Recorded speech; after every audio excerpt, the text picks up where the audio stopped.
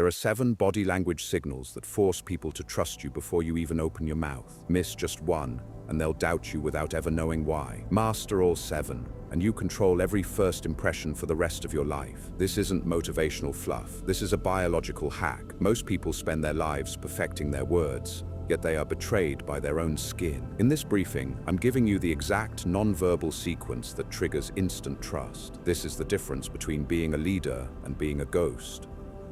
The science of the 7-second window.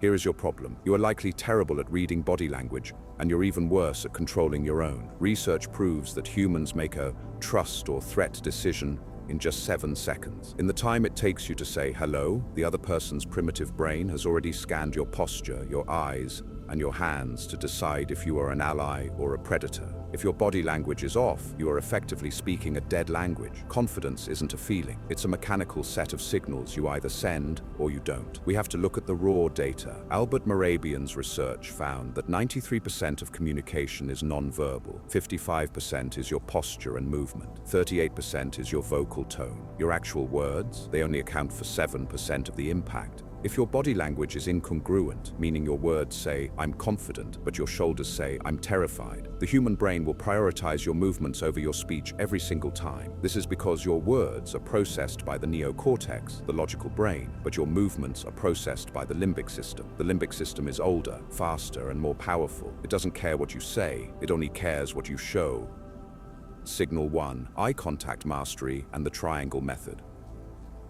The first law of trust is eye contact, but it is not about staring. Staring like a predator destroys trust, but avoiding eye contact like you're guilty is a death sentence for your reputation. The 70-30 rule is the professional gold standard. Hold eye contact 70% of the time while listening and 30% while speaking. To avoid making the other person feel hunted, use the triangle method. Instead of drilling into their pupils, cycle your gaze from their left eye to their right eye and down to their mouth. This creates a soft focus that signals deep intimacy and presence without the aggressive intensity of a locked stare. But here is the dark secret. The direction you break contact determines your social status. If you look down when you finish a sentence, you are signaling submission. If you look up, you appear dismissive or bored. But if you break to the side, you appear thoughtful and analytical. This is the consultant's gaze. It suggests you are processing information, not hiding from it.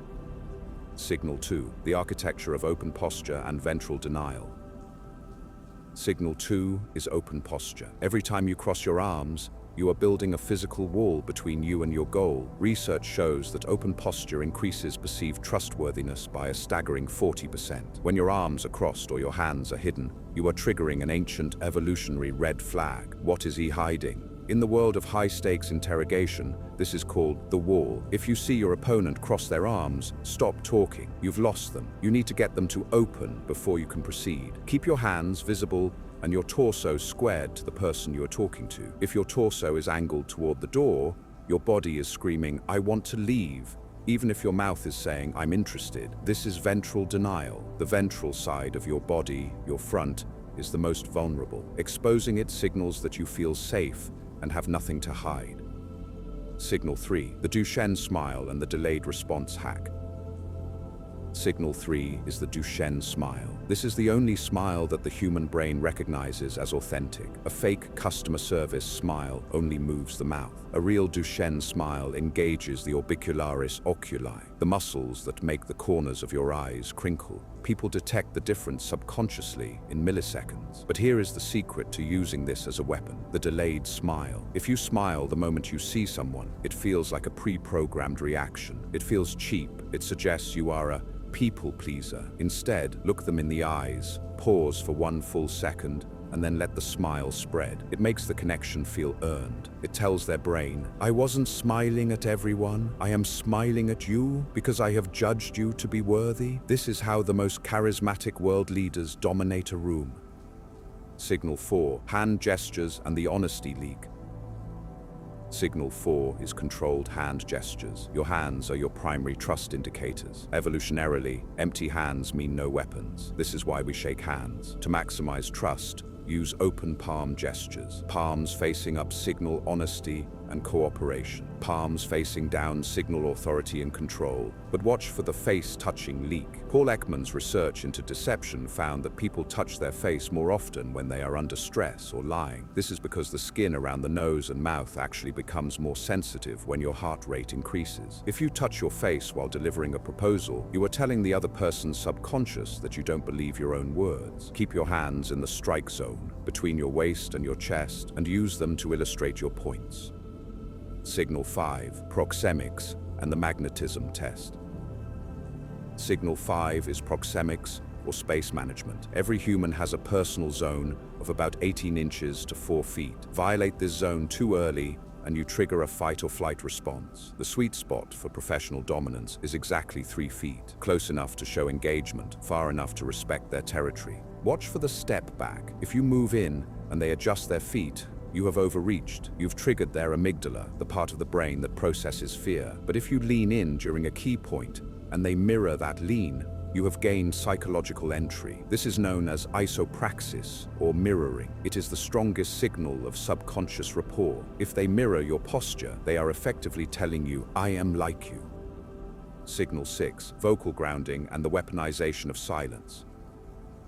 Signal 6 is vocal grounding. 38% of communication is tone. When you are anxious, your vocal cords tighten and your pitch rises. This makes you sound like you are seeking approval. To counter this, speak from your chest and utilize the strategic pause. Silence is the ultimate weapon of the high-value man. Most people fear silence and fill it with or That is the sound of a weak mind trying to catch up with its own ego. A 4-second pause before a key point or right after a difficult question makes your next words carry the weight of a mountain. It shows you are not reactive. It shows you are comfortable with the tension. In a negotiation, the person who speaks first after a long silence usually loses. Signal 7, micro-expression, awareness, and cluster analysis. Signal 7 is micro-expression awareness. You cannot stop your face from flashing the 7 universal emotions: happiness, sadness, anger, fear, disgust, surprise, and contempt. They flash for a fraction of a second. If you feel contempt for a client or fear in a negotiation, it will leak. You cannot fake authenticity, but you can learn to read the leaks in others. FBI interrogators establish a baseline, the way someone looks when they are telling the truth. Then they look for clusters. One micro-expression is a glitch, 3 in a row, like a lip curl, contempt, followed by a throat clear, stress, and a shoulder shrug. Uncertainty is a confession. The dark case study, the interrogator's baseline.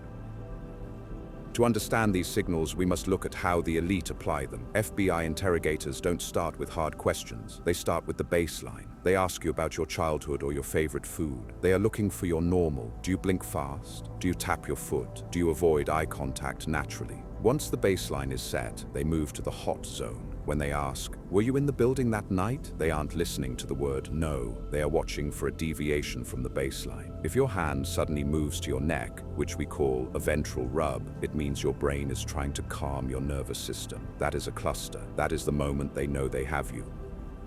Weaponizing rapport, the law of isopraxis.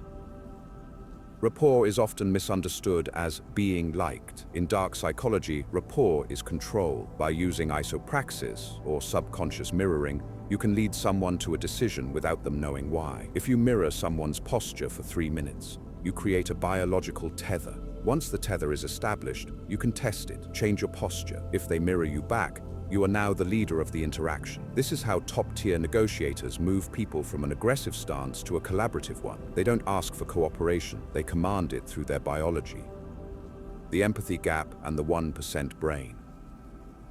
We must also discuss the empathy gap. As people rise in power, their brains' mirror neurons, the cells responsible for mirroring others, begin to decay. This is why many CEOs and leaders appear cold or detached. Their brains have physically rewired to prioritize outcome over emotion. To survive in this environment, you must learn to simulate empathy using these 7 signals. You may not feel the other person's distress, but by using the Duchenne smile and the strategic pause, you signal to their brain that you are an ally. This is the ultimate social camouflage. It allows you to move through high-status environments without triggering the threat detection of others.